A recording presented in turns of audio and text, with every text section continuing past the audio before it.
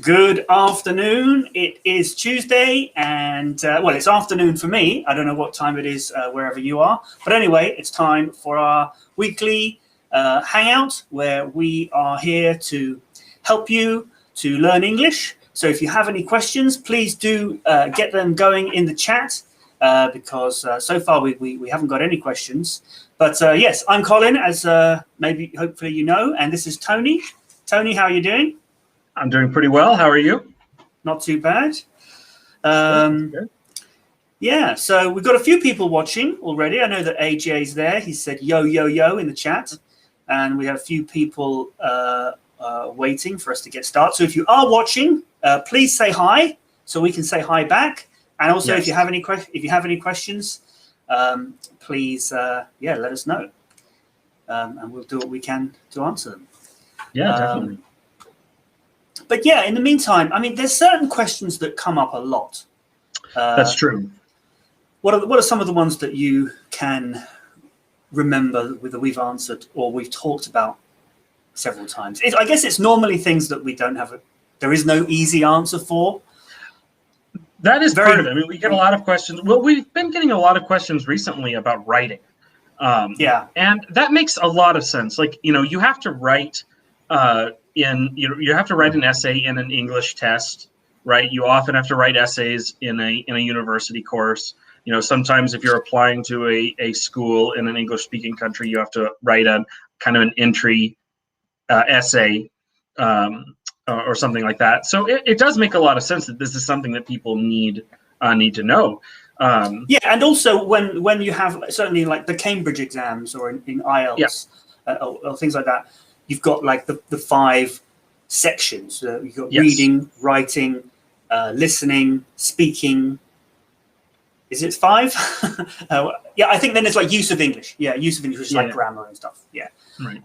So yeah, it's one of those. It is one of those sections, and it's, yeah. So absolutely, any test of English, either in a class or, you know, if you're trying to take a certification or anything like that, it's always going to involve a writing section. And likely it'll involve like writing an essay or something like that, you know, writing about a topic. And that's tricky. Partially it's tricky to answer because, you know, there are some things that are just about writing in general. Like, how do you formulate your ideas? How do you communicate clearly? How do you order your ideas? How do you think of ideas? You know, what should you say and what should you not say?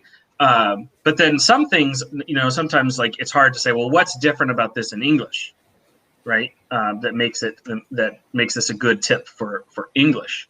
And then also there's just so many different kinds of writing. It can be really challenging to provide tips that will work all the time, right? Just want to quickly say hi to Emilio, yes, who's watching on Facebook.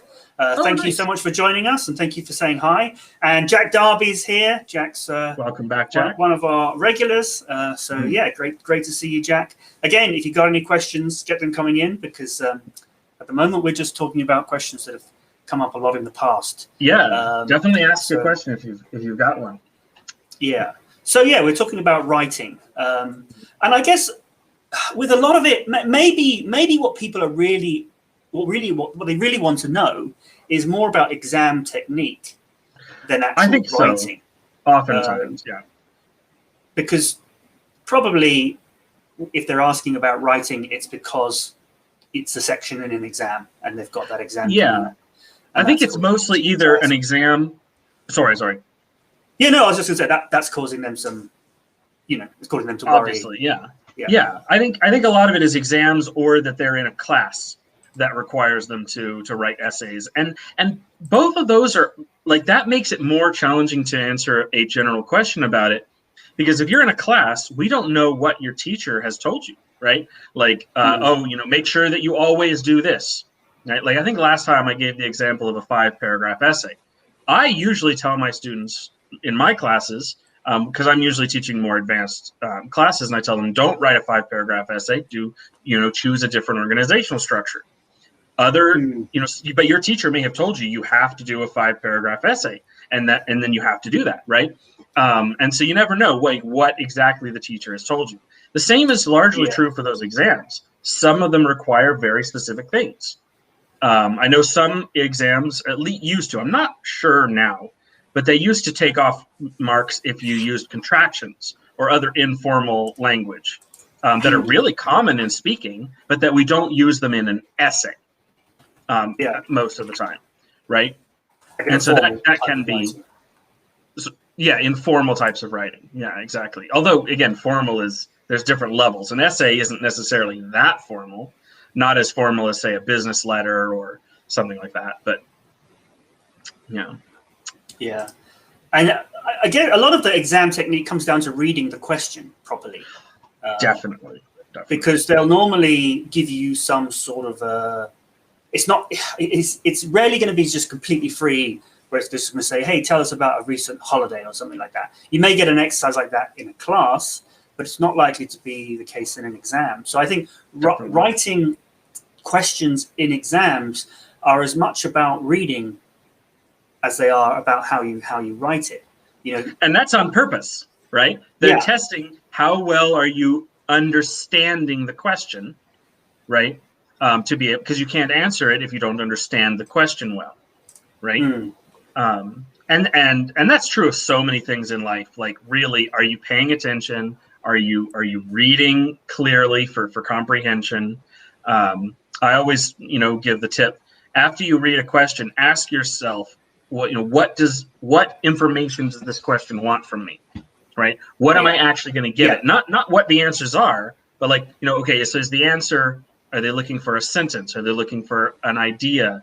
Or, what is it that they're trying to test me on, and what is it they want from me? And then then you think, how do I solve the problem, or how do I answer the question? And then how do I communicate that the best way, right? And those are things you never do when you're in a conversation, not usually, right? Or you shouldn't normally pause and think and maybe write an outline and take some notes. And well, I don't know. We kind of do that in our head, and that ties in with some of the other questions that are very common that we've had about fluency. Exactly. But perhaps doing that is what is making people less doing that. What you should do it when you're writing, but then doing it when you're speaking is actually the thing that makes you less fluent. Exactly. And the reason it works this way, and part of this is kind of too bad, that it's really hard to test someone like in a large, especially a test that you're giving to many people. It's really hard to test someone on like a really individual level. It's a lot easier to make a written test than a one-on-one interview, for instance, right? So on the written test, they're really testing skills that are very different from the skills you're going to use when you're speaking. But the idea is, if you're good enough at those skills to read the question, comprehend what is it asking, right? Figure out what your answer is, and then figure out how to communicate that, right? If you're good enough at that and you're practiced enough at it, you will also be able to do it fast, like without really taking time to think about it. And that's one of that's one approach to teaching, is they don't bother trying to teach you to be fast at things. They teach you to work really hard at these different techniques until you can do them kind of automatically, right? And there's some pros and cons to that. It doesn't always work for everybody, but nothing works for everybody. Everyone's different. Yeah. Great. We've got a few more comments coming in. So Rashida says hello. So hello to Rashida. Welcome, Rashida. And Kamis Hegassi is here from Egypt. Yes, welcome back. So yeah, we've seen you before. And Samsung's got a comment asking us to speak slower, which is a really good point. So Samsung says, hello, I got a problem to understand you both speaking. Kindly make it quite slow. We are all from different countries and languages. We have different first languages. So yes, that's a really good point. Sometimes I think we do speak too quickly. So apologies for that. We'll do our best.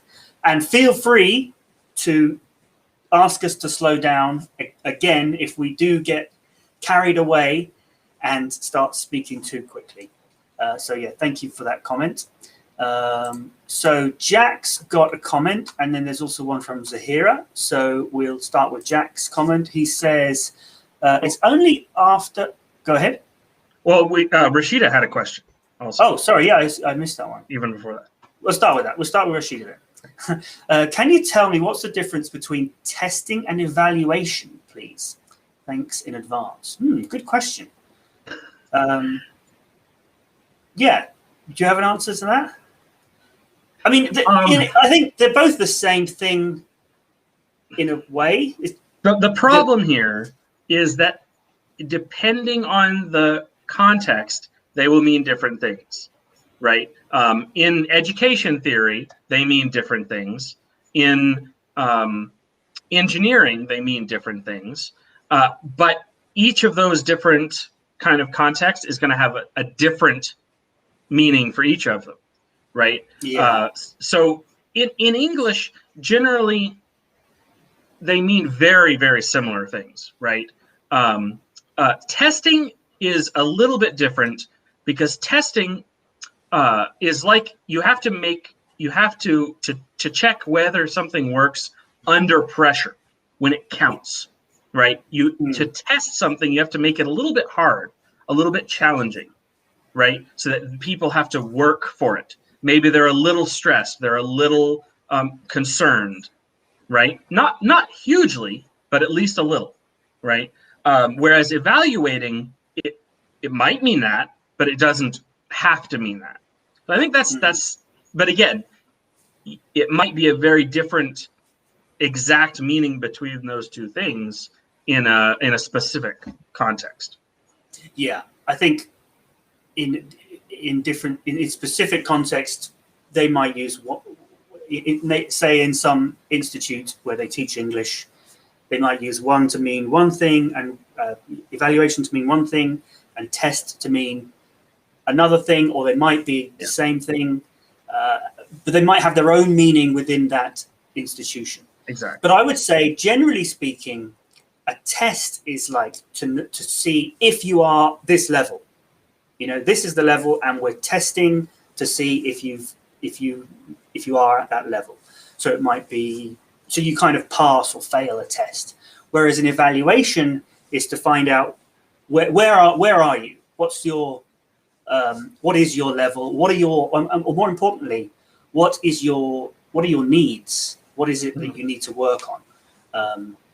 So you don't pass or fail an evaluation necessarily. It's more about figuring out what your needs are.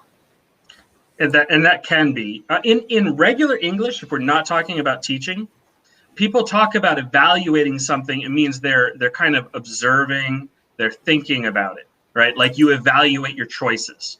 Whereas again, not in education, but just in general speaking, a testing is like when things get hard, right? You know, people say it was a very testing time for me, or it was a time of testing. They say it was really hard, or this experience really tested my patience, right? Like it made it difficult for you to be patient, right? Not in any education context, but just in general speech when we use those words. Yeah. And yes, Zahira, evaluation includes testing.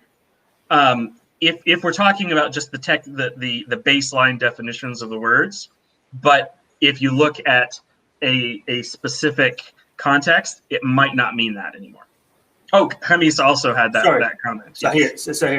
Both of you have the same idea. Yes, generally evaluation is more general, but it's not always because of these specific meanings at a different school or a different curriculum or in a different system.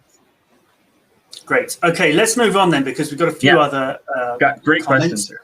Yeah, so Jack's one's more of a comment, because we were talking about writing, and Jack says, it's only after attempting to write something somewhat that I even understand what it is myself that I actually wanted to express. So that's a really interesting comment, that sometimes just the exercise of writing about something helps you to understand it. Absolutely. Yeah. And that's something teachers know which is why they're always asking you to write about stuff, right? Yeah. And so again, for some people, that's your process. You need to start writing before you really know what to do. Other people would spend more time planning before they start writing. You just have to know what works for you. Yeah. Sometimes, if you're in an exam situation, it's not that easy to sort of do a second draft sort of thing. Exactly. Yeah, it can be very hard. And so a lot of people get stuck with whatever they wrote first, right? And that can be a real problem. Yeah. So would you say it's fair to say planning is more important in an exam situation? So Oh, if you have all the time you need, then writing, we call it free writing. You just try to start writing. You don't worry about whether it's good or anything. It just helps you get some ideas going, right? Other than that, most of the time, I always strongly encourage students to do planning. And the less time you have, the more important it is. So yes, on an exam, for sure. Yeah. Mm-hmm. Go Okay. We've got a few questions coming in. We got one from Dareen who's coming. So we'll get to that. But before that, we will go back to, was it Zahira? Zahira asked, "Hi there, hope you're doing great. How can we help learners struggling with writing because they have a weak level? How can we help them writing on the sentence level? Thanks a lot." Yes, good question. Yeah. Do you have an answer? Oh, I thought you were. I thought I interrupted you. Sorry. No. So there's writing on the sentence level can be also a big topic, right? Because you could be talking about how to make your sentences more complex. Obviously, you're not talking about that. But if you go to a very basic level in a sentence, there's a couple of ways that you can look at it. You can look at it in subject, verb, or verb and predicate, and either way, there's kind of like an arrow, like a line through the action of the sentence, right? It starts somewhere, like with the subject, and then it goes somewhere, right? The verb has an action, and so you can try to help them think of their sentences as active, as something that's happening, right? Even if it is a very my name is, right? It's still it's a connection you can kind of draw through like an arrow to see it. Another really good one to remember is the very most basic sentence structure in English is around the verbs being either a positive sentence, a negative sentence, or a question, right? Do we have some videos on that, or is that just in the course? I'm not sure. I think it's just in the course. Yeah. Okay.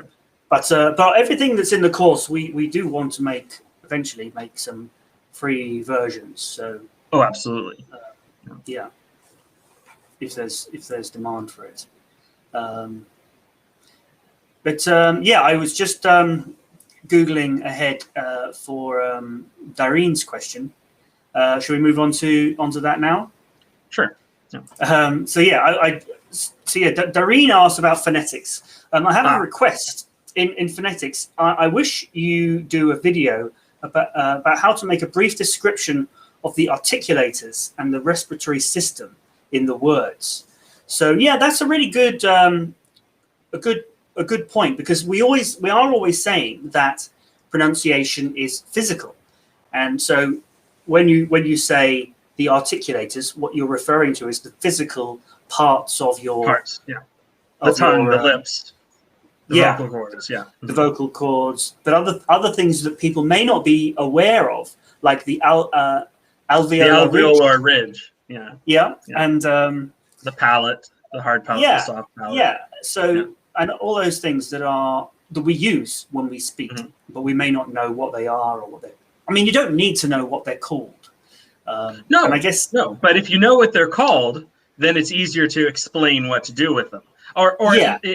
yeah, you don't have, you can talk about, the ridge on the top of your mouth. You don't have to say the alveolar ridge, but, Yeah. it's good to have something that you can call them so you can talk about it. Yeah. And Doreen, I've been trying to get him to make a video about that for years. So I'm sure we will one of these days. Oh yeah. Yeah, but yeah, it's a great question, because what it comes down to is what we always say, which is that pronunciation is physical, and so I suppose, yeah, linking each sound to those physical physical parts that actually make the sound is what you're asking, I think. And there is a lot in the pronunciation videos that Colin has about the lips, especially, right? And how open they are and this kind of stuff. So there is a lot of information there. Now I have a question. Okay, so you have it for an exam. I was wondering, because your sentence made it sound like you wanted a video on how to explain them, but you want a video of us explaining them. I understand. Okay, now it's not something we're going to be able to make in the next few weeks to be able to help you with an exam, I'm afraid. It takes longer than that to make videos. Yeah. Okay, we do have a quick, funny question from Kamis that we skipped over. He asks, how to pronounce whoops? Whoops? It's a funny word. It's a funny word that we don't, because it's sort of, it's one that we never really think about saying it. It just sort of comes out. Well, do you know what the origin of that word is? Yes, it is an onomatopoeia, which is a word that means it's just they spelled out how it sounds. People are like, whoop, whoop, and they started writing it W and O's and stuff like that. It doesn't come from, it doesn't have a meaning. They're just writing down what it sounds like. When someone's like, uh-oh, like that's just how it sounds. Or like, or even maybe. So right? these it's not a word, it doesn't mean anything. Well, they've become words, but they're based on kind of sounds we make. What's the word? Reflexively. Yeah. They're just natural sounds. They're not all. I mean, some of them have grown out of things, but they're just sounds that we make that we then have to find a way of spelling them because we use them a lot, right? Yeah. I just wonder. I'm just thinking. I do think that whatever language you speak will influence those kind of sounds that you make that aren't actually words. Because I can imagine. Yeah, okay, we say whoops quite a lot as English speakers, but then I know that thinking about like people I know who have Spanish as a first language, they might say oops rather than whoops, and I wonder whether that's because oops is also very common as well. Yeah, but I mean ups. I mean it's more like ups rather than ups. Yeah, absolutely. Which I wouldn't say. And there are these whole families of general pronunciations that have similar onomatopoeias, and so like but each language develops their own because they're the sounds that children hear their parents making these sounds, and then they grow up making those sounds. So some of it is just because of separate groups, but some of it has to do with the language that they speak, and it is really interesting. And again, I think it's physical. It's a physical thing. It is. It's because of the way they commonly put their articulators in their mouth, right? And so what is it that their mouth kind of does naturally when they're frustrated or when they're excited, right? And that's why you get different things, like some people will say hey, some people will say oi, some people will say yeah, right? Depending on what is a natural way to like say a sound that sounds really loud in your language, or just a way of making a sound that you're really accustomed to. Yeah, exactly. Can I put something on the screen, or do you have to do that? Because Jack is asking how to spell onomatopoeia, and I'm not going to. You have to have it. You have to see it. It's not an easy word to spell out loud. Can you? I don't know. How do you spell it? Oh, here. You know what? Yeah. I'll just put it. No, I can do that. I can Just do put it it in the this way. chat. You can just put it in the chat. Oh, I could put it in the Google chat. No, I can't type on the Google chat right now. Yeah, I have to create a caption, which will take me just a second. It'll take us a moment. It's just a word. It means a word that comes from a sound rather than from a meaning or something like that. Okay, there we go. Oh, it's really small. That's very small. Onomatopoeia. Let me put it the other way now.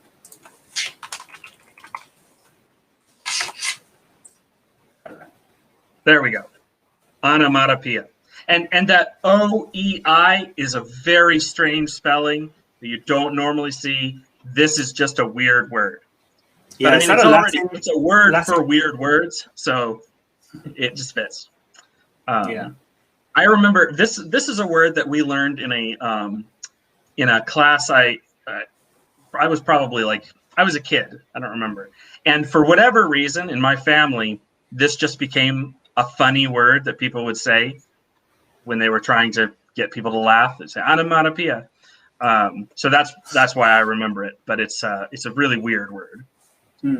But in summary, then, what it means is a word that is like the sound that something makes.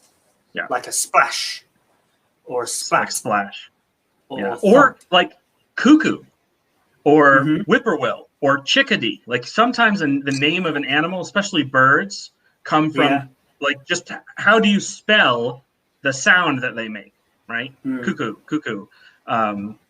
whippoorwill, and so on. Bob White. Like yeah, there's a lot of words that people probably are not familiar with. No. But I'm sure that whatever your language is, it has some animals that are just named for how they sound. And it's just how do you spell how that sound sounds, right? And that's not even a sound a person makes; it's a sound an animal makes, right? I once heard a joke which I thought was quite good about the word. Do you know where the word shower comes from? It's a joke. You're supposed to say no. Just say no. Okay. Sorry, I had to take it seriously. So the word shower is onomatopoeia, and it comes from originally when they had showers they only had cold water, so it was just called a shh.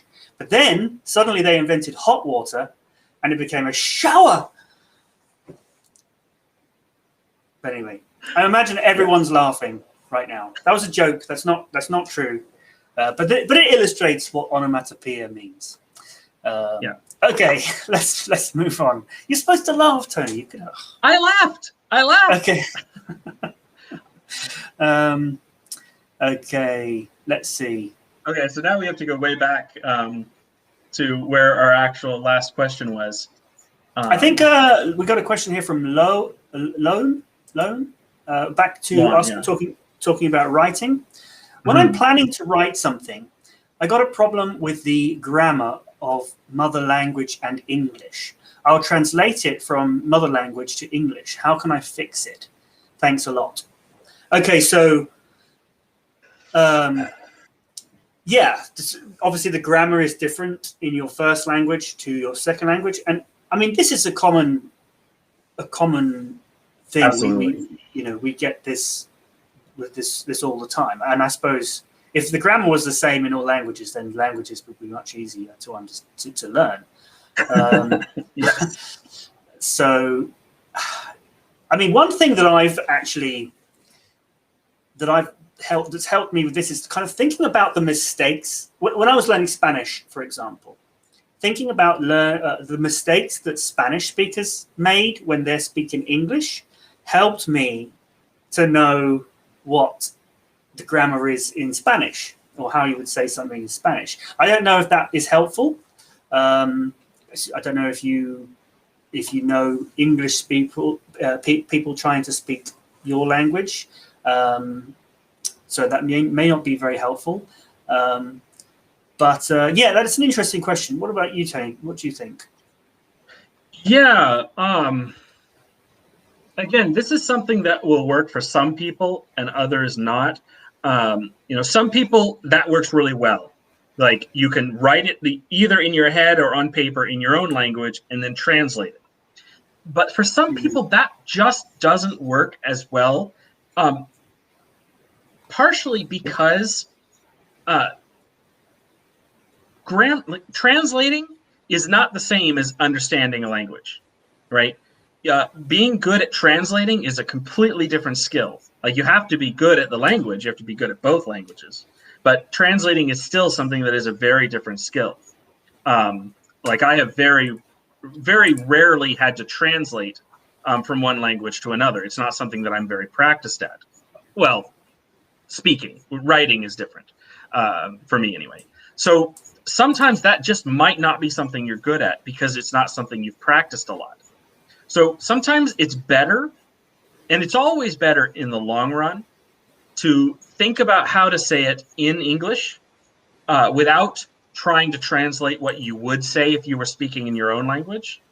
Just try to explain it in whatever, like in really simple terms, right? And then you'll come up with different ways of saying things that might actually be really good, right? Because you're having you're forced to use creativity, right? But some people, that won't work for. Some people need to do it the other way. So you just have to know what works for you. Yeah. Great. Okay. Yeah. We've got a question from Sumit, which we'll do soon. But just before we do that, we've got a few examples of onomatopoeia. So Jack says a crow is called a kaka in our tongue, which is from the sound. Camille says the murmuring of water. And I was thinking, maybe a stream. Maybe the word stream might have onomatopoeic roots. I don't know about that. See that? Yeah, there is not. There are some words that are different, or they actually come from. Like, for instance, the word barbarian.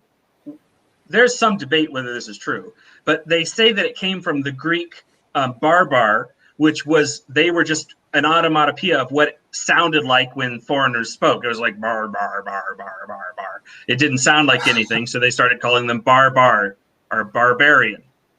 Now, that's an old theory. Now they think it might have something to do with beards or where that word came from. But that's the only one I can think of off the top of my head. But there are words that come from an older onomatopoeia. Oh yeah, murmur. Murmur is one of those. Murmur comes from an old onomatopoeia that sounded something like murmur, murmur, murmur, and it's where what we would call mumbling was murmur. And that's where we got. So the word murmur, like a murmuring brook, actually comes from an older word that was an onomatopoeia, but it itself is not an onomatopoeia. And it's not necessarily referring to water. Could be. No, it can be anything. Yeah, like quiet speech or whatever. Murmur, mumble, that kind of thing. And then another example, Camille says, is the meowing of cats. Yeah. Yes. Which is I mean, that is the word for the sound, so it makes sense that's kind of, and also woof, dogs woof, right, or bark. I mean, they're very different words, but you can see how they're both kind of onomatopoeic, because different dogs have different sounding barks. I suppose. Woof. Okay. Bark, yeah. So on. So Mariam, I think, is asking for a shout out. So shout out to Mariam. Thank you for watching. Let's see where we got to. I think it was this. Yeah, Sumit's asking about poems. So hold on, that's not the question we had was what should I do to understand English poems? And I mean the emotions or the feelings of what the poet was trying to tell us. And that is very hard to do sometimes, right? Poetry is, all about emotions. Poetry often doesn't use literal meanings. Like, they say one thing, but that's not really what they mean. They might not use the right grammar. They might not use the right spelling. They might completely make up a word because it just fits, right? So it can be very hard. Poetry is probably the hardest thing to understand in a second language. So sometimes you need some help. A good tip would be, search, like do a Google search or whatever for the name of the poem and then analysis, right? Analysis. Yes, they use example, they use metaphor, they use similes, right? But if you look for an analysis of a poem, it will tell you a little bit about what it means, right? So, for example, you talked about what is it, Autumn Song by Auden. If you look that one up, I think it's talking about old age. Like it's about how he feels sad about getting old and that everyone gets old and dies, right? If you read the poem, I don't think it mentions old age in the poem. But if you look it up and you do an analysis, everything will tell you, oh, this is a poem about old age. Exactly. That's how you develop a next level understanding of a poem, is not just reading the poem, but reading what other people have written about the poem, right? And it just takes practice. Sometimes, though, it's more than practice. You actually have to know something about the poet's life or their history or things like that. Yeah, or the what was going on in that person's life at the time. Exactly. Yeah, definitely. Great. Now, I'm not sure. I'm a bit lost in the comments now. I don't know what. But Sumit wants to know if you have any comments on that, Colin. On what on poetry? Yes, on understanding the deeper level or the emotion of a poem. Well, I mean, you're the writer. You're the writer here. That's what you're. I mean, I'm the technical person. You know, I've been reading ahead, trying to find the comments. But yeah, poetry. I mean, I would just say, try to understand. You know, it's a good opportunity to use a dictionary or look words up online, read the meaning, and try to think about that other level, what they could mean metaphorically. In fact, Sumit writes about a poet wrote now, the leaves are falling fast, and I think maybe that's what you were referring to about old age. So thinking about metaphor, I think, is really important, because that's what poetry is all about. Really, it's about that. It's about creating that imagery that's got meanings on different levels. Yes. So you've got to think about the different levels rather than just the face value. Yeah, that's what I would say. Absolutely. Yeah. And that's not just poetry. All writing, the best writing, has multiple levels of meaning, right? Yeah. In fact, poetry is sometimes more. And also comedy. I think that's really a really important thing for comedy. I've got a friend who is always making bad jokes because they only sort of work on the one level. They're not sort of they're not deeper. Deep. He might be watching this, so he knows who he is, but I won't name him. Okay, so let's see. We've been jumping up and down in the chat a bit today, so I've got a little bit lost. Oh yeah. It's hard when there's kind of one conversation that from one person with multiple. But also, we jumped ahead because people are given some good examples of onomatopoeia. Oh, onomatopoeia, yeah, that's true. Jump ahead. Well, was there any questions before we got to onomatopoeias?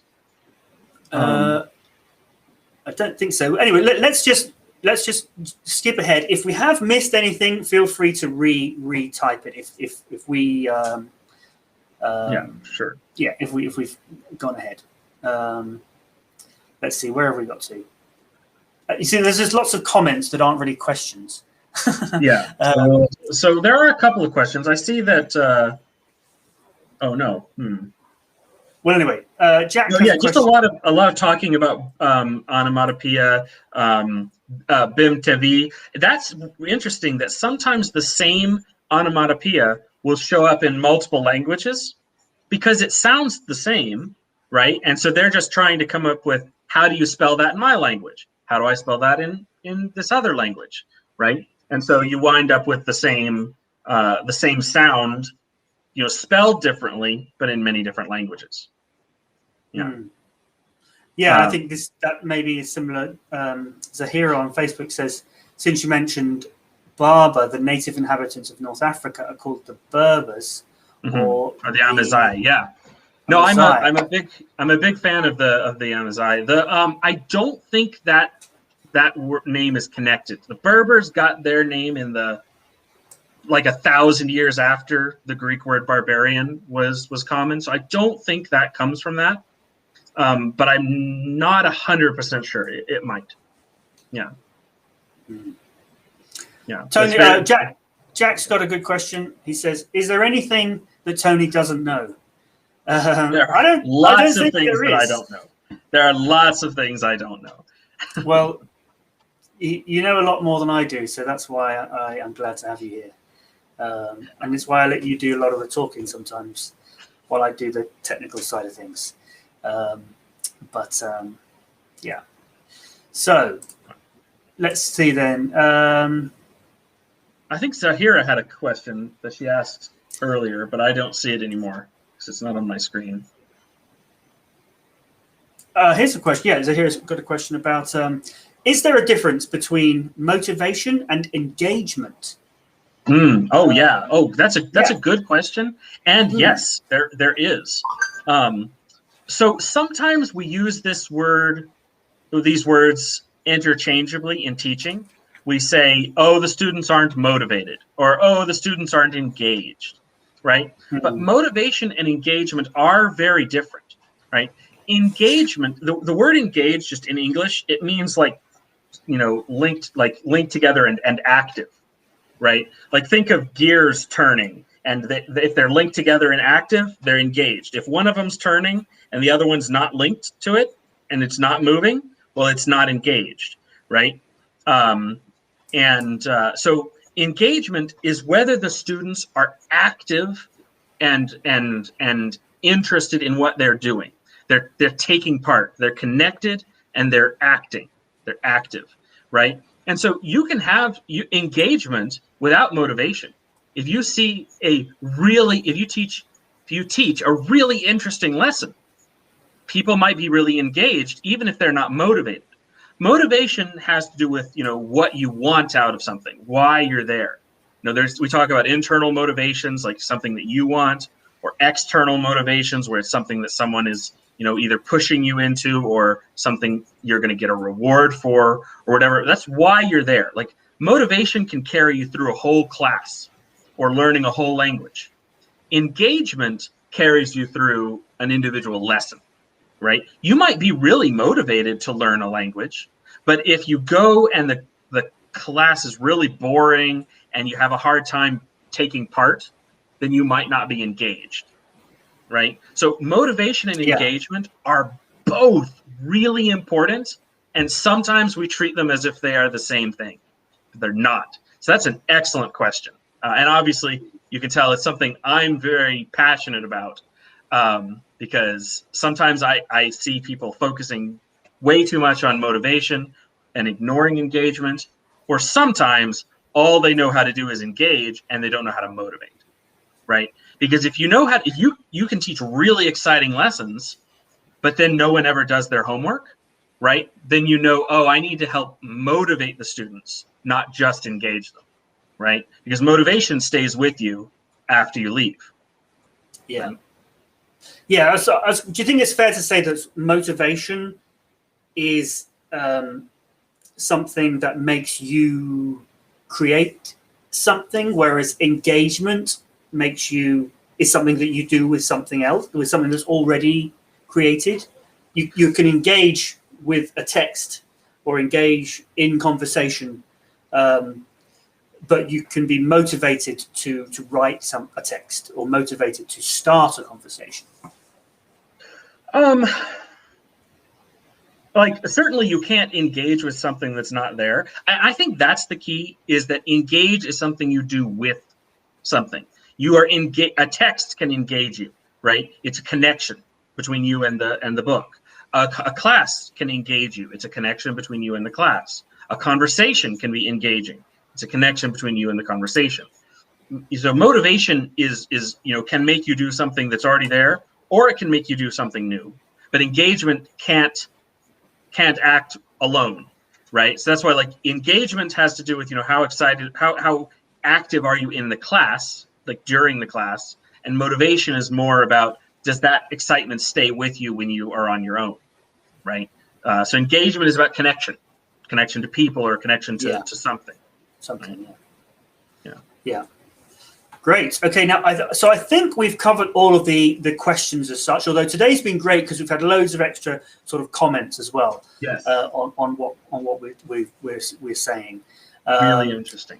Yeah. So, but we've got a little bit of time. But so if you do have any questions, we've still got time for one or two. But in the meantime, we also have a Discord group, which I know some of you are on. So if you get any questions during the week, you could feel free to post them there in the Discord. And because that's the first thing we always do when we start the live streams, is we check the Discord to see if anyone's posted any questions during the week that we can get started with. This week there wasn't anything, unfortunately. So yeah, check that out, and maybe hopefully we can get that going a bit more. Yeah, we're also on Facebook. I know that some people are watching on Facebook, so we're broadcasting simultaneously on Facebook and YouTube, and other ways to get in touch. Check out the website where we're hosting our course, which is called Inside English. It's all about grammar, focusing on the tenses and how tenses really make sense. So those are the main ways you can get involved. Now, Crypto Swan has a question or a comment here. Just really quick, can we just say something about Vitor's comment about the 3 different onomatopoeias for the same thing? Sure. In Spanish, ben te veo, in Portuguese, bem te vi, and in English, kissity. Yes, those are all different ways of trying to write the same sound, right? Yeah, exactly. Yeah. Okay, so Crypto Swan's question. Yeah, it's really interesting how the same sound can end up in lots of different ways, but all sort of through onomatopoeia. I guess it's the same with like the way that people write the word that a dog makes, or the sound a dog makes. We say woof. In other languages, it's different things. Yeah, it's really interesting. Okay, so Crypto Swan says, "Hi guys, can you talk about punctuation in written speech? Are there times when you should use a comma versus a full stop? Does the full stop come after the speech marks?" Okay, so when you're writing speech, something that someone said, you're using speech marks. Quote marks. Yeah. So there's a general rule that the punctuation always goes before a quote mark, right? Before the quotation. And there's also a general rule that when you start a quotation or end a quotation in the middle of a sentence, you use a comma, right? So if you say, she said, comma, then quote marks, I'd like, you said the example, you gave an example. So she said, comma, quote mark, come with me, comma, quote mark, and I went with her, right? That would be one sentence. If it goes across another sentence, you just use a period or a full stop where you normally would. So she said, comma, come with me, period, full stop. Then quote mark, then I left, new sentence, right? So if the whole quotation is inside one sentence, you use a comma before it and a comma after it, right? But again, both times the comma goes before the quote mark, right? But if the sentence ends inside the quotation, you just you use a full stop. Yeah. Within the quotation, you don't. Within the quotation. Afterwards. So you would just say, she said, comma, quote, come with me, full stop, quote, right? Or you could have another sentence. You say, she said, comma, quote, come with me, full stop. I want to show you something, full stop, end quote, right? The whole thing is like that was more than one sentence. And so there can be a period inside the quotation. Yeah. What about if you're asking what someone said? So so you have a question mark at the end. If I say, "Did you say he likes bananas?" Do you then have the end quote, full stop, end quotation, question mark? So this is one of those things that absolutely irritates me, because the world can't get itself together and decide on one answer to that question. So it doesn't just depend on British English versus American English. It depends on what style guide you're using. Now, as far as I can see, like, I don't know every style guide, obviously, but as far as I can tell, most of them, the general rule is punctuation comes before the quote mark. Unless, I can't think of what the exception is to it, but oftentimes that will wind up meaning that you put a question or a period inside a quote, even when there isn't one. So honestly, what I do is I put the question mark after the quote mark, and if I'm writing it for myself. If I have to follow a specific style guide for something I'm writing, then I'll look up whatever that style guide says to do. Otherwise, yeah, if you're turning a quotation into a question, right, and you need a question at the end, I put it outside the quote marks. But that's something that's going to be different depending on, some schools might say do it this way. Some publishers might say do it this way. Some dictionaries say do it this way. Usually, though, the best I can have been able to tell, most of the time, the general rule is put the punctuation before the quote mark. Even if it doesn't always make perfect sense that way, that's just the way it's supposed to be.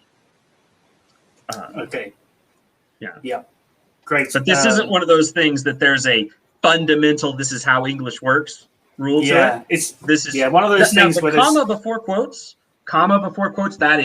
that's just the way English works, right? But this specific question of, as an exception to you, that's not really a fundamental English thing.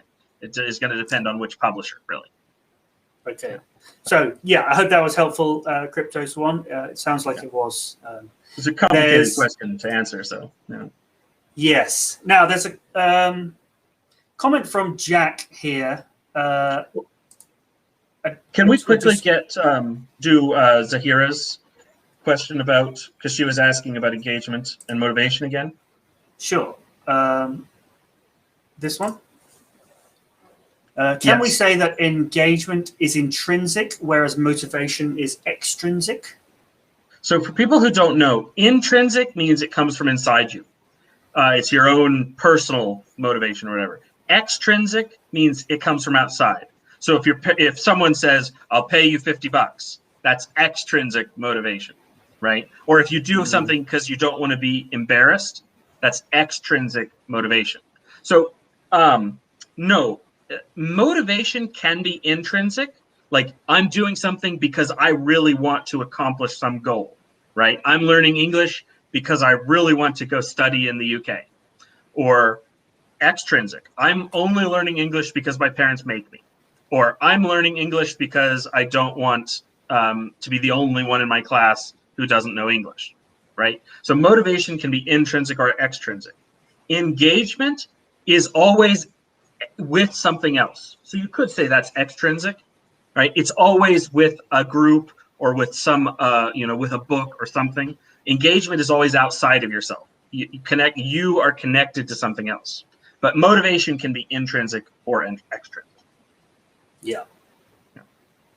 And great. Yeah.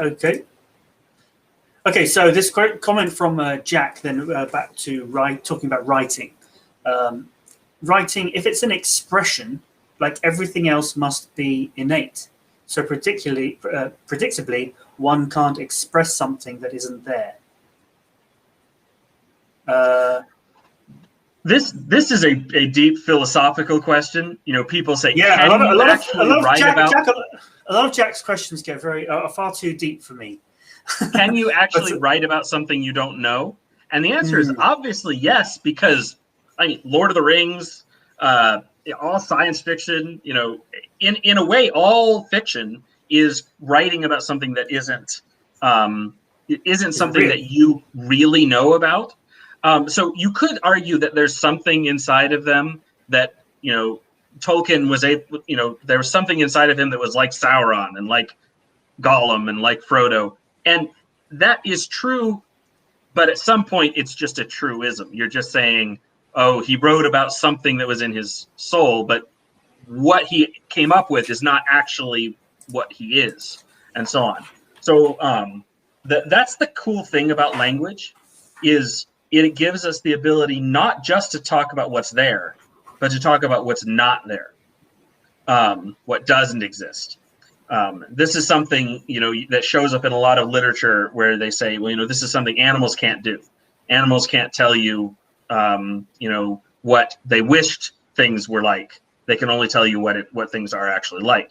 That this is something that language allows us to do, though. Yeah. I'm just quickly finding something, because I used to do a podcast called Fiction Hack. I'll just type that for you, which is all about storytelling. Mm-hmm. And we did do an episode on, what is it that makes a good story? And I'm just trying to find the actual link so that people can listen to that.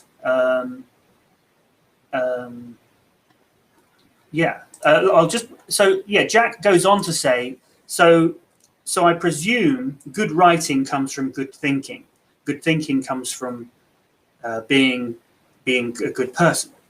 And I think what my friend Ross, who's a writer who does the pod, who I did the podcast with, what he was saying is that a good story is something that is, there's always truth. It may not be real. It may not be a real story. It's still a fiction, but a good story is one that has truth in it on a deeper level.